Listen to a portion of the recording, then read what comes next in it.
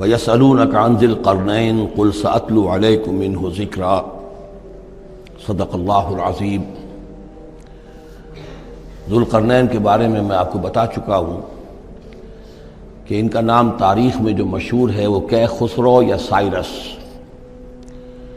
اور انہی سے اصل میں ایران کی عظمت کے دور کا آغاز ہوا تھا۔ چنانچہ تقریباً میں سمجھتا ہوں کہ شاید 25-30 سال پہلے کی بات ہے، جب شہنشاہ ایران اس وقت جب کہ ان کی بادشاہت جو ہے وہ بڑے عروج پر تھی، انہوں نے 2500 سالہ برسی منائی تھی انہی کیخسرو کی، سائرس کی۔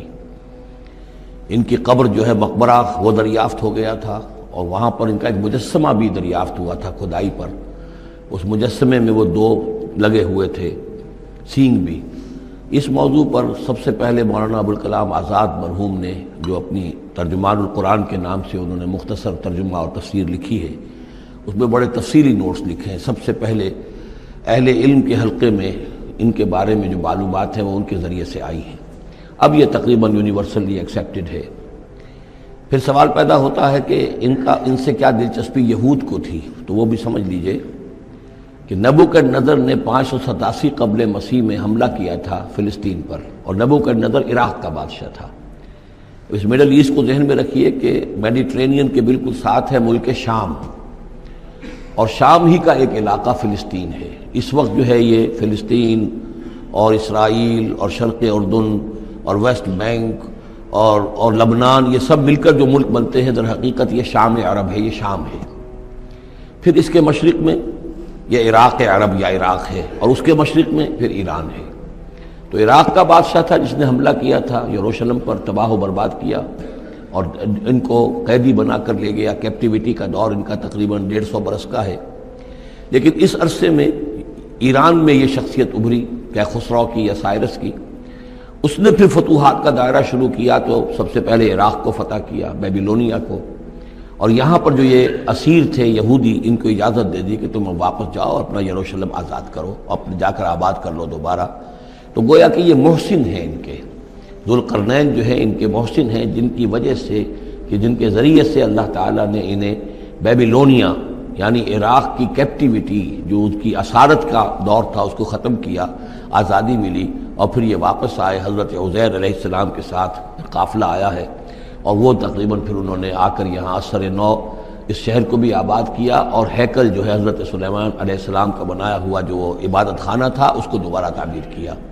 اس اعتبار سے ذوالقرنین جو ہے وہ ان کی تاریخ میں ایک معروف شخصیت ہے۔ تاریخ سے معلوم ہوتا ہے کہ انہوں نے پھر ایران کی پہلی حکومت کو کنسولیڈیٹ کر کے پارس اور مادہ کو ملا کر ایک سلطنت ایران بنائی۔ پھر ان کی فتوحات کے 3 دائرے ہیں۔ مغرب کی طرف میڈیٹرینین تک پورا علاقہ فتح کر لیا۔ مشرق میں پھر یہ ہمارا جو مکران تک کا علاقہ ہے، یہ سارا کا سارا علاقہ ایران کے ساتھ ہی ملتا ہوا ہے، بلوچستان، مکران، یہ پورا علاقہ انہیں فتح کیا۔ ایک مہم ان کی شمال کی طرف گئی، بحیرہ کیسپین جو ہے، اور ادھر سے جو وہ بلیک سی ہے، بحیرہ اسود، ان دونوں کے درمیان جو پہاڑی سلسلے ہیں، یہ شمال کی طرف جو ہے تیسری مہم گئی۔ جیسے کہ حضرت عمر رضی اللہ تعالیٰ عنہ کے عہد میں بھی 3 لشکر نکلے تھے مسلمانوں کے جزیرہ نما عرب سے۔ ایک لشکر شام سے ہوتا ہوا پھر مصر کی طرف گیا ہے، ایک لشکر عراق سے ہوتا ہوا ایران کی طرف گیا ہے، اور ایک لشکر سیدھا شمال کی طرف گیا ہے، اور کوہ کاف تک جو ہے جس کو کوکیشیا کہتے ہیں، وہاں تک کی فتوحات حاصل کی مسلمانوں نے۔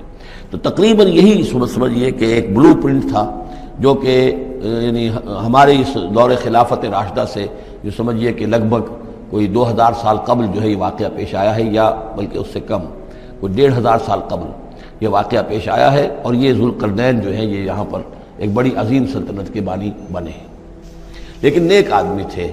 اور معلوم یہ ہوتا ہے کہ یہ اصل میں جو کہانیاں ہیں، یہ ان کے داستانیں ہیں کہ ان کو قتل کیا جانا تھا۔ یہ کہیں شہزادے تھے کسی چھوٹی سی مملکت کے، اور وہاں سے ان کو کسی نے بچایا کسی طریقے سے، اور پھر یہ صحرا میں رہے روپوش، اور وہاں کسی نبی کی تعلیم سے ان کو آشنائی ہوئی ہے۔